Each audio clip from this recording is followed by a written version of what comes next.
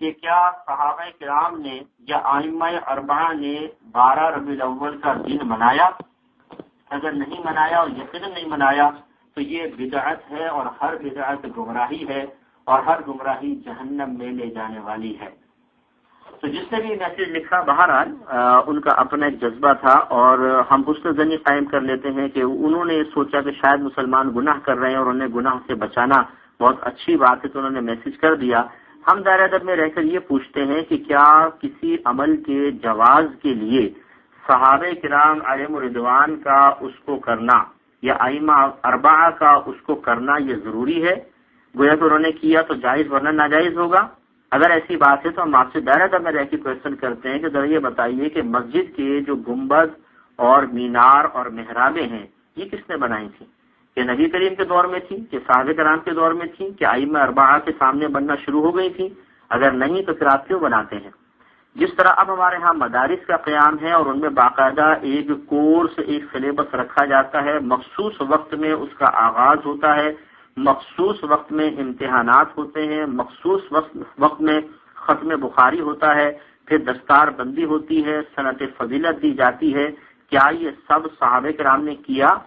کیا ائمہ اربعہ نے اس کی اجازت دی یا انہوں نے کیا؟ اگر نہیں تو کیا یہ سب کا سب بدعت ہے اور ہر بدعت گمراہی، ہر گمراہی جہنم میں لے جانے والی ہے؟ آپ کی مسجد میں جماعت کے لیے ایک وقت مخصوص ہوگا، فجر اتنے بجے، ظہر اتنے بجے، عصر اتنے بجے، مغرب اتنے بجے، عشاء اتنے بجے۔ کیا یہ صحابہ کرام کے دور میں یہ اوقات مخصوص تھے؟ کیا ائمہ اربعہ نے یہ اوقات مخصوص کیے تھے؟ اگر نہیں تو پھر تو یہ بدعت ہوئے، اور ہر بدعت گمراہی، اور گمراہی جہنم میں لے جانے والی ہے۔ اب آپ بتائیں آپ کے بارے میں کیا حکم ہوگا؟ کیا بریانی صحابہ کرام نے کھائی، ائمہ اربعہ نے کھائی، چاکلیٹس کھائی تھیں، آئس کریم کھائی تھیں، جو لباس جس ڈیزائن کے آپ پہن رہے ہیں انہوں نے پہنے تھے، آپ چشمہ لگاتے ہیں انہوں نے چشمے لگائے تھے؟ یہ تمام چیزیں اگر آپ حسن نیت کے ساتھ کریں تو امر مستحب بن جاتی ہیں۔ یہ نہیں کہ جن کا تعلق تو دین سے نہیں ہے، دنیا سے۔ مومن کا ہر کام دین کا کام ہے۔ وہ اگر اچھی نیت کے ساتھ سوئے گا تو اس کو سونا بھی عبادت ہے۔ اگر وہ رزق حلال کھاتا ہے تو اس کو رزق حلال کھانا، بیوی بچوں کو کھلانا، یہ بھی عبادت ہے، اس کو بھی ثواب مرتب ہوگا۔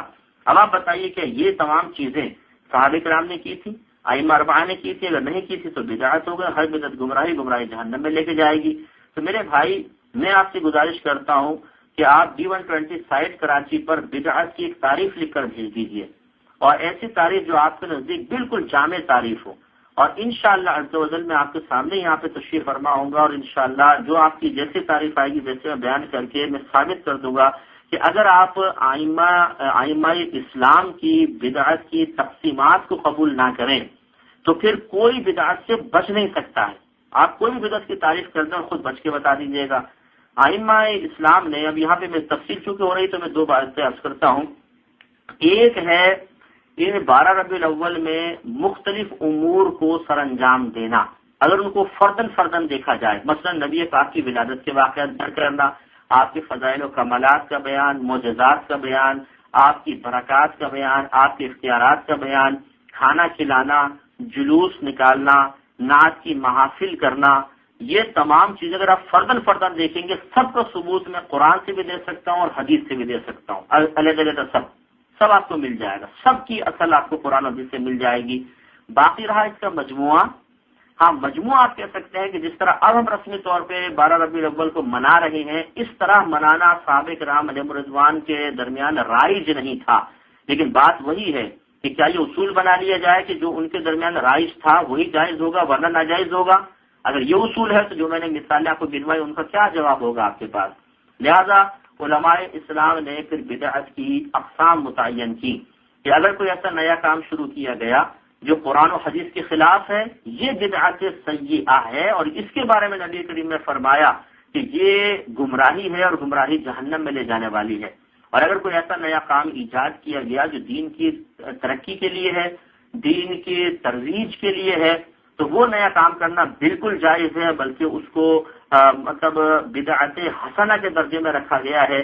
اور یہ اس حدیث سے بھی استدلال کیا گیا کہ نبی کریم صلی اللہ علیہ وسلم نے فرمایا جس شخص نے ہمارے دین میں کوئی اچھا طریقہ جاری کیا تو قیامت تک جتنے لوگ اس پر عمل کرتے رہیں گے ان سب کا ثواب اس اچھا طریقہ شروع کرنے والے کے نام اعمال میں لکھا جائے گا، اور جس نے کوئی برا طریقہ جاری کیا تو قیامت تک جتنے لوگ اس پر عمل کرتے رہیں گے ان سب کا وبال اس شخص پر ہوگا۔